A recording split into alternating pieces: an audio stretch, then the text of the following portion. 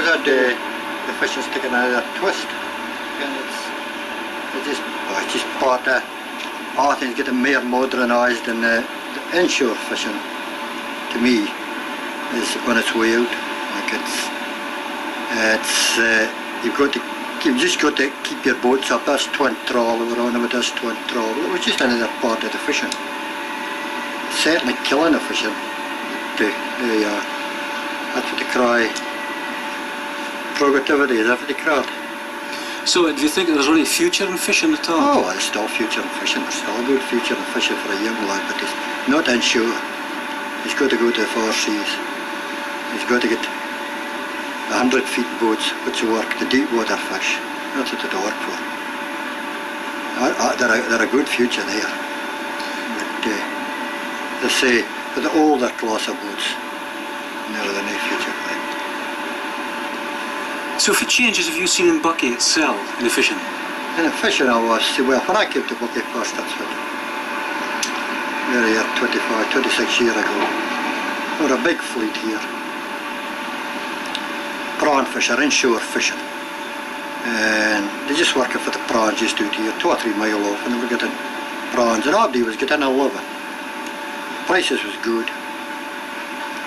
Now in 20 years, the price of prawns, you wouldn't believe this, that the price of prawns had deteriorated.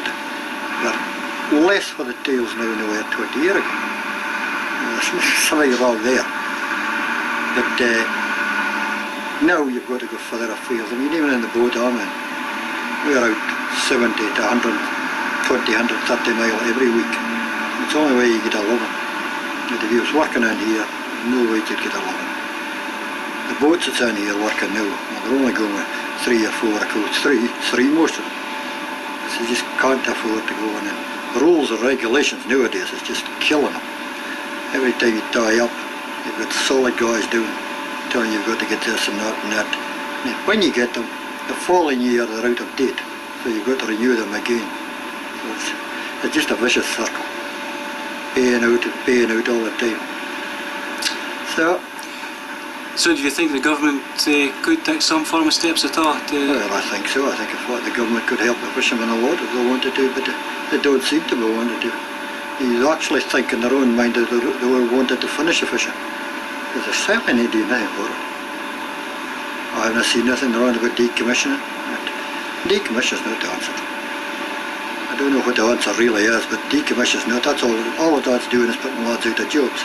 Again. I mean, they may be thinking the fish isn't a big industry, but a lot of people in the North East depend on it. Most of the people.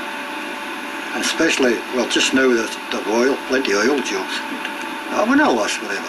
So, the lads is the oil now, and if the oil slows down and goes back, well, they've got to get back to fishing. So, but no jobs for them. And no jobs for them now. Lads is going away for the jobs all the time, they just can't meet their commitments. The lads that get boats and new boats here just have no way they could go meet their commitments with the quotas and the way the things would run just now. No. I don't know what's going to be done, but something will have to be done. Oh, what's your name? Victor Vass. Victor Vass. Right.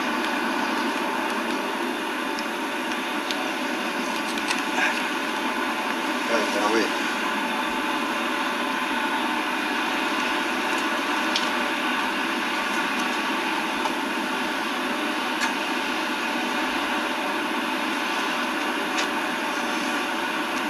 That's fine, Victor. You don't mind me using this on... I don't mind it. Okay. Indiscriminate, I'm not telling you about the truth. As you've heard that before. Oh, lots of times. A lot of times, I would say.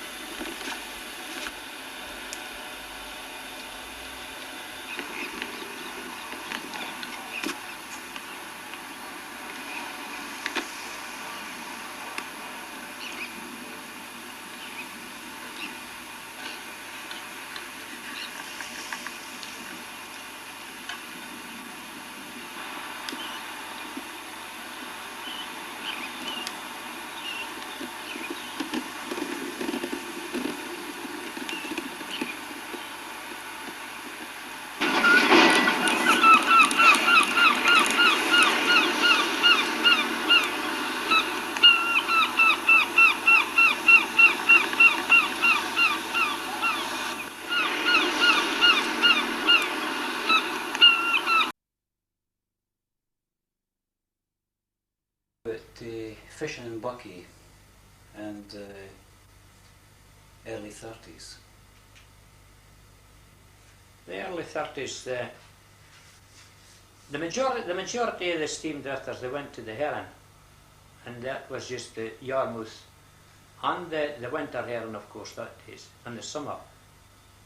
And there was one or two that went to the sea net at the anchor method. Now this was carried on, I would say, until about 1933, when the last of that method of fishing was sea net.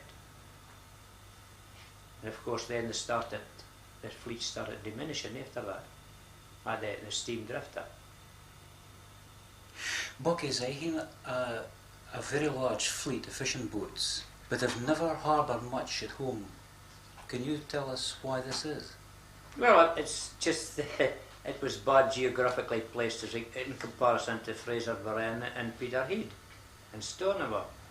They were that was the places the Buckie fleet landed. For instance, Lerwick in the summertime, in the early summer, then they come south to Fraser Burren, Peterhead.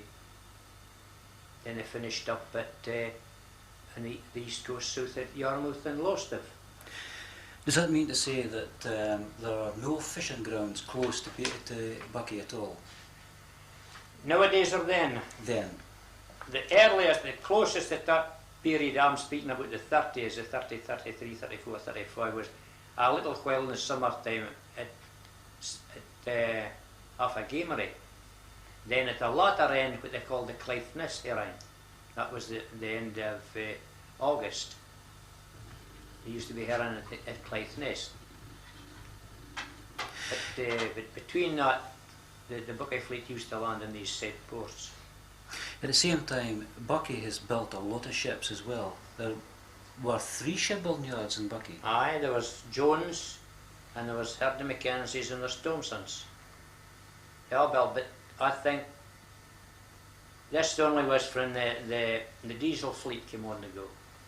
The last boat, I think, the Heron boats, was the Lizzie Fleet, and was built in Buckie and Herdie Mackenzie's. So, had there a long history, that shipbuilding yards, or?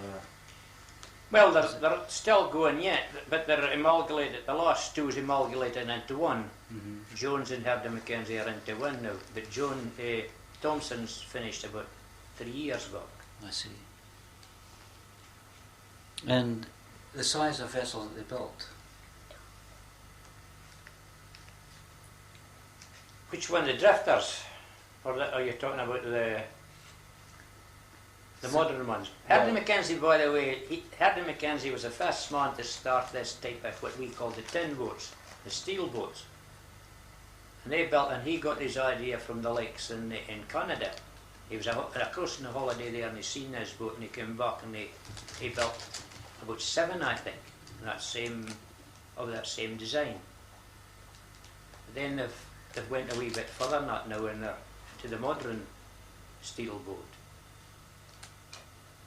But the majority was wooden built. So why would there have been so much fishermen in Buckie and so much craft in Buckie if geographically it was placed bad? Why would that have been? No, that's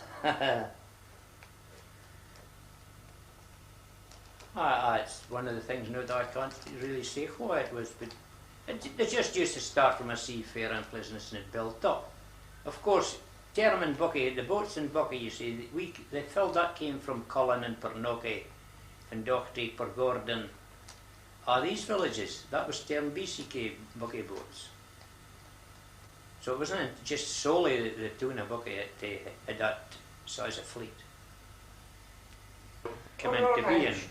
And about a couple of years after the Second World War, the Seanet boat came more onto the beam, and orders came so fast that the 3 yards in Buckie just couldn't cope with the orders. And orders came, we got boats built for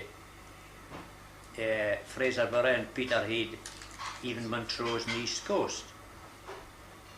Now, Buckie wasn't the only ones that was at that. The Lossy fleet were building, with the result that the fleet was just too big to contain in the Murray Firth. And we had to get can look for fishing grounds elsewhere. And that was when the boats started going to the west coast, out in the Butter Lewis and the Minch, down into Shetland, west coast of Shetland, east coast of Shetland, west coast of Orkneys. And that was our boats, that was all grounds that was pioneered with what we reckon was local people, fishermen, Buckie fishermen. Now when I say Buckie, I mean Cullen and Portnocky and Pergordon was involved. Even in 1954 we had a fleet with boats going to Norway to fish from Ålesund in Norway and landing in Aberdeen.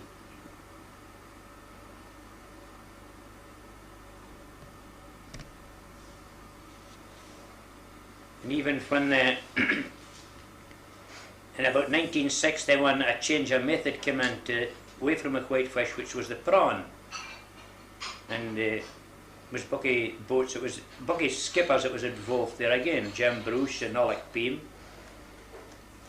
That was the start of this, what they call the light trawling, and it's gradually increased to what it is now, into this spear trawling, but I'm out of my depth at this spear trawling. So that's, to me, that's the set-up in Buckie as regards the method of fishing in the boats. In Buckie we had at least 2 net factories. This was factories that made the sheets for the herring nets, the cotton herring nets. And they employed quite a number of girls. It was all women, except the gaffers, they were the men, but the majority of the workers were women. And also we had 3 premises in Buckie that made the buoys, the canvas buoys. So these canvas buoys were cut and shaped. Then they were filled with an archangel tar to make them watertight. And that was the type of buoys that we used. And then we took over from them, and they had to be painted twice a year to go to the herring fishing in the month of May and to go to the Yarmouth fishing in the month of September. They not a lot looking after. Then back to the nets again. They made a sheet of nets, and it was the winter time. Our fishermen used to make them into the net for them, put the corks on them and put the foot ropes on them and what like. And the tanning, that was another job to them. When we got them, when they came out of the factory, they were white. Then they had to be tanned, what we call barking. So there's been a lot of hustle and bustle about Buckie during the fishing times then? Oh, mercy, aye. Especially at the start to a season. Mm-hmm. Is there not so much hustle and bustle about the place now? No, there's no so much hustle and bustle.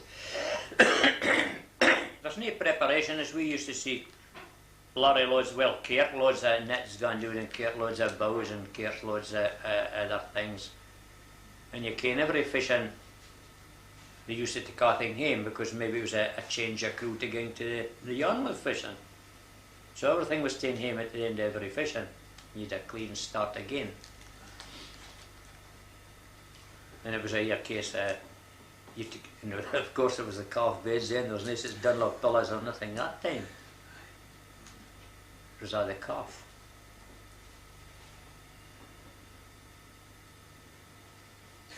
The boats itself, I mean, the drifters, I admire the drifter because, and I admire the men who get in. And I'm not speaking about me, but I admire the men who was afore me, because that men, they had no navigational instruments but just the compass, solely the compass. As regards now, they have umpteen navigational aids that they hadn't then, and they did a great thing. And sailing a ship in that days was an art. No, it's not an art now. It's not an art no longer. You don't mind me using this? No. Right. No. That'll be fine.